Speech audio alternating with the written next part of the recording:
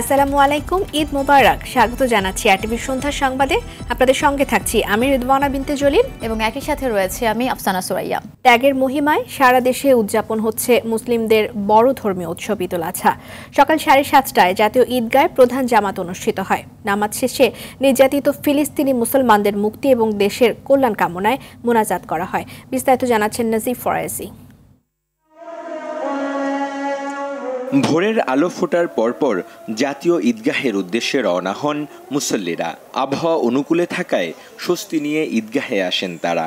নামাজ শুরুর আগেই পরিপূর্ণ হয়ে যায় ঈদগাহ মাঠ। জাতীয় ঈদগাহের প্রধান জামাতে রাষ্ট্রপতি মোহাম্মদ শাহাবুদ্দিন, প্রধান বিচারপতি ওবায়দুল হাসান, মন্ত্রী পরিষদ সদস্য, সংসদ সদস্য, সুপ্রিম কোর্ট ও হাইকোর্ট বিভাগের বিচারপতি, বিভিন্ন রাজনৈতিক দলের নেতা, সরকারের ঊর্ধ্বতন কর্মকর্তা, বিভিন্ন মুসলিম দেশের কূটনীতিক সহ সর্বস্তরের মানুষ অংশ নেন। নারীদের নামাজ আদায়ের জন্য আলাদা ব্যবস্থা রাখা হয় জাতীয় ঈদগাহে। জাতীয় মসজিদ বাইতুল মোকাররমের খতিব মাওলানা মুফতি রুহুল আমিন ঈদের জামাতে ইমামতি করেন। পরে মোনাজাতে দেশের শান্তি, সমৃদ্ধি ও মানুষের সুস্থতা কামনা করে দোয়া করা হয়।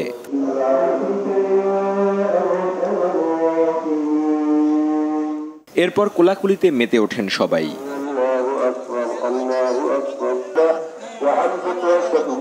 বাবা মার জন্য, আত্মীয় স্বজনের জন্য, দেশের জন্য, সারা বিশ্বের মুসলমানের জন্য দোয়া করেছি। সারা পৃথিবীতে যেন মুসলমানদের মধ্যে মিল থাকে, তাদের মধ্যে যেন ভ্রাতৃত্ববোধ থাকে, বিশেষ করে ফিলিস্তিনের জন্য এই সমস্যা দ্রুত সমাধান হয়ে যায়। ফিলিস্তিন এবং ইসরায়েলের মধ্যে যুদ্ধটা হচ্ছে সেটা অমানবিক, সেটার জন্য আমরা দোয়া করেছি। এদিকে জাতীয় মসজিদ বাইতুল মোকাররমে সকাল 7টা থেকে 1 ঘন্টা পরপর 5টি জামাত অনুষ্ঠিত হয়। দাদা দাদি, নানা নানুর আত্মার মাগফিরাত কামনা করেছি। আজকে আল্লাহর কাছে বলেছি, আল্লাহ জানি আমাদের কুরবানিগুলো কবুল ও মঞ্জুর করেন। পরে সামর্থ্য অনুযায়ী পশু কুরবানি করেন ধর্মপ্রাণ মুসলমানরা। পশু কুরবানির উদ্দেশ্য গোশত খাওয়া নয়, বরং এর মধ্য দিয়ে ত্যাগের মহান শিক্ষা লাভ করে মহান আল্লাহ তাআলার সন্তুষ্টি অর্জন। ইসলাম ধর্মমতে পশু কুরবানি অনেক ফজিলতপূর্ণ। তাই ঈদের নামাজ শেষে পশু কুরবানির মাধ্যমে মহান আল্লাহ তাআলার সন্তুষ্টি অর্জনের চেষ্টা করেন মুসলমানরা। নাজিফ ফরায়েজি, আরটিভি, জাতীয় ঈদগাহ ময়দান, ঢাকা। সিটি কর্পোরেশনের নির্ধারিত স্থানে পশু কুরবানি দিলে নগদ প্রণোদনা সহ মিলবে আদর্শ নাগরিকের সনদ। মাংস পৌঁছে দেওয়া হবে বাসায়। ঢাকা উত্তর সিটির এমন অফারেও সাড়া মেলেনি। বেশিরভাগ মানুষই কোরবানি দিয়েছেন নিজ বাসার সামনে কিংবা অলিগলিতে। জহুরুল ইসলামের ক্যামেরায় রাজধানীর কুরবানি চিত্র তুলে ধরছেন সহকর্মী সুমন তানভীর। বৃষ্টির পূর্ব প্রস্তুতি হিসাবে পুরো মাঠ ছামিয়ানায় ঢাকা। বাসায় মাংস পৌঁছে দেওয়ার জন্য প্রস্তুত রাখা হয়েছে সারি সারি ভ্যান, আছে প্রণোদনার ব্যবস্থাও। তারপরও যাদের জন্য রাজধানীর মিরপুরের প্যারিস রোড সংলগ্ন এ মাঠে উত্তর সিটি কর্পোরেশনের এত আয়োজন, তাদেরই দেখা নেই। সকাল 10:30টায় মাত্র 3 থেকে 4টি গরু দেখা গেল এ মাঠে। অথচ 500 গরু কোরবানির টার্গেট নিয়ে প্রস্তুতি নিয়েছিল সিটি কর্পোরেশন। ঈদের 7 দিন আগে থেকেই এ নিয়ে পুরা এলাকায় মাইকিং করা হয়। প্রণোদনা দেবে 1000 টাকা। আমাদের উদ্যোগে আমরা তার বাসায় মাংস পৌঁছে দেব। তো দীর্ঘদিন অনিয়মে চলতে চলতে নিয়মকে ভাঙতে ভাঙতে অভ্যস্ত হয়ে গেছে। তবে যে কয়জন এমন আয়োজনে শরিক হয়েছিলেন তারা জানালেন সন্তুষ্টির কথা। পানি পেয়েছি, ড্রিঙ্কস পেয়েছি, খোলা জায়গা পেয়েছি, পলিথিন পেয়েছি, মানে যখন যেটা আমি বলেছি যে আমার ব্যাগ 2টা লাগবে ভুঁড়ির ময়লা ফেলার জন্য, কোনো আপত্তি করে না। সকালে নামাজের পর থেকেই রাজধানীর বিভিন্ন অলিগলি ও বাসার সামনে শুরু হয়ে যায় পশু কোরবানি। পরিবারের সবাইকে নিয়ে নিজ বাসার সামনে কোরবানি দেওয়াকে বেশি আনন্দদায়ক মনে করেন বাসিন্দারা। তুলে ধরেন সিটি কর্পোরেশনের নানা সীমাবদ্ধতার কথাও। এখন যেখানে স্লটার সেন্টারটা করছে, সেই সেন্টারটা মানে অনেক সময় পারিবারিক কারণে বা এই যে আপনার আবহাওয়ার পরিবেশের কারণে অনেকে নিয়ে যাওয়া হয় না। এক জায়গায় দেওয়া করলে তো অনেক জায়গার দরকার, অনেক সময় দরকার। তবে সিটি কর্পোরেশনের পক্ষ থেকে রাজধানীর বাসাবাড়িতে পলিথিন সহ বর্জ্য পরিষ্কারে বেশ কিছু সরঞ্জাম আগেই তাদের কাছে পৌঁছে দেওয়া হয় বলেও জানায় বাসিন্দারা। সুমন তানভীর, আরটিভি, ঢাকা।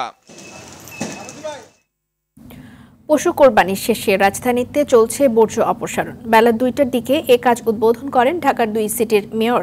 মিরপুর শেরি বাংলা স্টেডিয়ামের 1 নম্বর ফটকের বিপরীত পাশে এই কাজ উদ্বোধন করে ঢাকা উত্তর সিটির মেয়র আতিকুল ইসলাম জানিয়েছেন, ঘোষণা অনুযায়ী রাত 8টার মধ্যেই সব বর্জ্য অপসারণ করা হবে। এদিকে 24 ঘন্টার মধ্যে বর্জ্য অপসারণের প্রতিশ্রুতি দিয়ে বেলা 2:30টায় অপসারণ কার্যক্রম উদ্বোধন করেন ঢাকা দক্ষিণ সিটির মেয়র শেখ ফজলিনুর তাপস।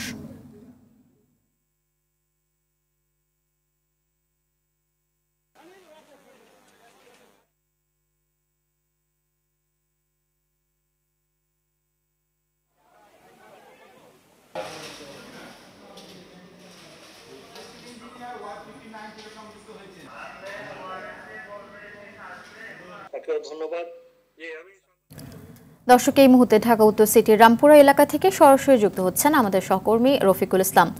রফিক, বর্জ্য অপসারণে ঘোষিত সময় তো আর মাত্র 1 ঘন্টার মতো বাকি আছে। কাজ কতটা শেষ হয়েছে আর কি অবস্থা দেখছেন জানাবেন আমাদের। আফসানা, পবিত্র ঈদুল আজহার নামাজের পরই কিন্তু আসলে রাজধানীবাসী আল্লাহর সন্তুষ্টির আশায় কোরবানি দিয়েছে। এখন আসলে যে চ্যালেঞ্জের কাজ সেটা হচ্ছে কোরবানির পশু যে বর্জ্য, সেই বর্জ্য অপসারণ করা।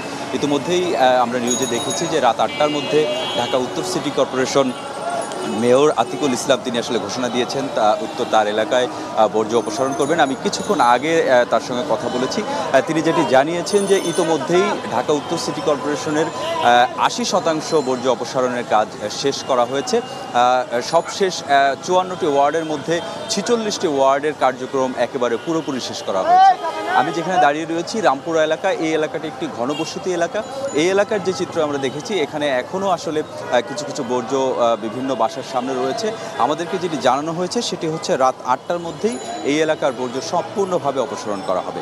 পাশাপাশি দক্ষিণ সিটি কর্পোরেশনে আমি ঘুরে ঘুরে যেটি দেখেছি, সেখানেও আসলে পুরোদমে বর্জ্য অপসারণের কার্যক্রম চলছে। বিভিন্ন ওয়ার্ডের কাউন্সিলররা তারা সরাসরি মাঠে থেকে নেতৃত্ব দিয়ে বর্জ্য অপসারণের কাজ করছে। তারা যেটি বলছেন যে তাদের দেওয়া ঘোষণা যে 24 ঘন্টার মধ্যেই তারা আসলে পুরোপুরিভাবে নগরকে পরিচ্ছন্ন করতে পারবেন বলে তারা আশাবাদ ব্যক্ত করছেন। তো সব মিলিয়ে আসলে বলা যায় পুরোদমে আসলে বর্জ্য অপসারণের কার্যক্রম চলছে। এখন দেখার বিষয় আসলে কত সময়ের মধ্যে আসলে তারা শেষ করতে পারেন। এই ছিল আসলে রাজধানীর রামপুরা থেকে আমার কাছে বর্জ্য অপসারণের সর্বশেষ তথ্য। অসংখ্য ধন্যবাদ রফিক। আওয়ামী লীগ ও সহযোগী সংগঠনের নেতাদের সঙ্গে ঈদ শুভেচ্ছা বিনিময় করেছেন প্রধানমন্ত্রী ও আওয়ামী লীগ সভাপতি শেখ হাসিনা। সকালে গণভবনে এই শুভেচ্ছা বিনিময় করেন তিনি। সাধারণ সম্পাদক ওবায়দুল কাদেরের নেতৃত্বে দলটির শীর্ষ নেতারা প্রধানমন্ত্রীকে ফুল দিয়ে শুভেচ্ছা জানায়। এরপর ঢাকা মহানগর আওয়ামী লীগ, ছাত্রলীগ ও যুবলীগ সহ আওয়ামী লীগের সহযোগী ও ভ্রাতৃপ্রতিম সংগঠনের নেতারা ঈদ শুভেচ্ছা বিনিময় করে।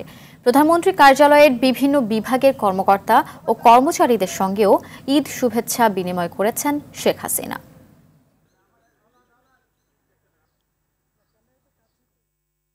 মানুষের মনে ঈদের খুশি নেই দাবি করে বিএনপি স্থায়ী কমিটির সদস্য মির্জা আব্বাস বলেছেন, দেশের মানুষ অক্টোপাসের মতো বন্দী অবস্থায় আছে, তারা কোনো দিক দিয়ে ভালো অবস্থায় নেই।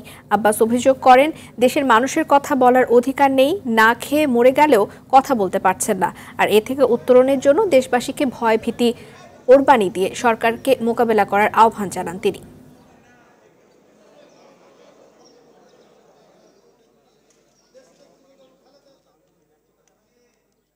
এই দেশে মানুষ হচ্ছে কথা বলতে পারে না, কথা বলার অধিকার নাই, না খেয়ে মরে যাবে কিন্তু কথা বলতে পারবে না। তো এই অবস্থা থেকে উত্তরণের জন্য সমস্ত দেশবাসীকে আজকে এই দিনে, এই কোরবানির দিনে সমস্ত ভয় ভীতিকে কোরবানি দিয়ে এই সরকারকে অবশ্যই মোকাবেলা করার মতো তৌফিক আল্লাহ তাআলা দিন। সিলেটবাসীর ঈদ আনন্দ অনেকটাই ম্লান করে দিয়েছে বন্যা পরিস্থিতি। ভোর থেকে টানা বৃষ্টিতে পানিবন্দী নগরীর বাসিন্দারা। এছাড়া উজান থেকে নেমে আসা ঢলে বন্যা পরিস্থিতির অবনতি হয়েছে সিলেট ও সুনামগঞ্জের বিভিন্ন উপজেলায়। পানি ঢুকে পড়েছে বাসাবাড়িতে। সকালে পানি ডিঙিয়ে তীব্র ভোগান্তি নিয়ে ঈদগাহে নামাজ আদায় করেন বন্যা কবলিতরা। আবহাওয়া অফিস জানিয়েছে, সিলেটে গত 24 ঘন্টায় 173 মিলিমিটার বৃষ্টি হয়েছে। পানি উন্নয়ন বোর্ড জানিয়েছে, সুনামগঞ্জে সুরমা নদীর পানি বিপদসীমার 20 সেন্টিমিটার উপর দিয়ে বইছে।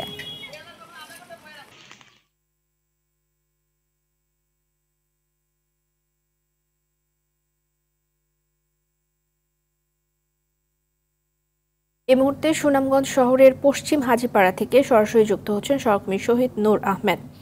নূর, আমরা কিছুক্ষণ আগেই দেখতে পাচ্ছিলাম টানা বৃষ্টিতে বাসিন্দাদের ঈদের আনন্দ ফিকে হয়ে গেছে, সেই সাথে বন্যা কবলিত হয়েছে, বন্যা পরিস্থিতি অবনতি হয়েছে সিলেট এবং সুনামগঞ্জে। সবকিছু মিলে একটু জানতে চাই সেখানকার পরিস্থিতি। রেদওয়ানা যেমনটা বলছিলেন, দেখুন সুনামগঞ্জে কিন্তু এক অন্যরকম ঈদ পালন করলেন সুনামগঞ্জবাসী, কেননা সুনামগঞ্জে একেবারে জলে ভাসায় ঈদ উদযাপন করেছেন এই এলাকার মানুষজন। সুনামগঞ্জে ইতিমধ্যেই সুরমা নদীর পানি বিপদসীমা 28 সেন্টিমিটারের উপর দিয়ে প্রবাহিত হচ্ছে এবং গেল 24 ঘন্টায় প্রায় 365 মিলিমিটার বৃষ্টিপাত হয়েছে। এর ফলে সুনামগঞ্জের নিম্নাঞ্চল একেবারে 5টি উপজেলার নিম্নাঞ্চলে এখন প্লাবিত আছে। যেমনটা জেলা প্রশাসন থেকে দাবি করা হচ্ছে, তারা ইতিমধ্যে বিভিন্ন এলাকায় আসলে ত্রাণ সহযোগিতা পৌঁছে দিয়েছেন, কিন্তু আমি এইসব এলাকায় এসে আসলে এখন পর্যন্ত ত্রাণ সহযোগিতার তেমন খবর পাইনি। অনেকেই বলেছেন যে আসলে এই মুহূর্তে তারা আশ্রয় কেন্দ্রে অবস্থান করছেন। তো সুনামগঞ্জে আজকে রাতে যদি আসলে বৃষ্টিপাত হয় তাহলে বন্যা পরিস্থিতি আরো খারাপের দিকে যেতে পারে। তো আসলে এই হচ্ছে সুনামগঞ্জের অবস্থা। একদিকে কুরবানির ঈদ, অন্যদিকে জলের সাথে মানুষে আসলে দুর্ভোগ পোহাচ্ছেন। রেদওয়ানা। নূর, ধন্যবাদ আপনাকে। ন্যাশনাল লাইফ ইন্স্যুরেন্স আন্তর্জাতিক সংবাদ এবার। ভারতে কাঞ্চনজঙ্ঘা এক্সপ্রেস ট্রেন দুর্ঘটনায় 15 জন নিহত হয়েছেন, আহত হয়েছেন আরও 60 জন। তাদের মধ্যে বেশ কয়েকজনের অবস্থা আশঙ্কাজনক। সোমবার শিলাইদহের দিকে যাওয়ার পথে দুর্ঘটনার কবলে পড়ে ট্রেনটি। মালবাহী ট্রেনের ধাক্কায় কাঞ্চনজঙ্ঘা এক্সপ্রেস এর পেছন দিকের দুটি বগি লাইনচ্যুত হয়। আর এই ঘটনায় কলকাতা থেকে শিলিগুড়ির রেল যোগাযোগ সাময়িক বন্ধ রাখা হয়েছে। ট্রেন দুর্ঘটনা নিয়ে এক্স হ্যান্ডেলে উদ্বেগ প্রকাশ করে বার্তা দিয়েছেন মুখ্যমন্ত্রী মমতা বন্দ্যোপাধ্যায়।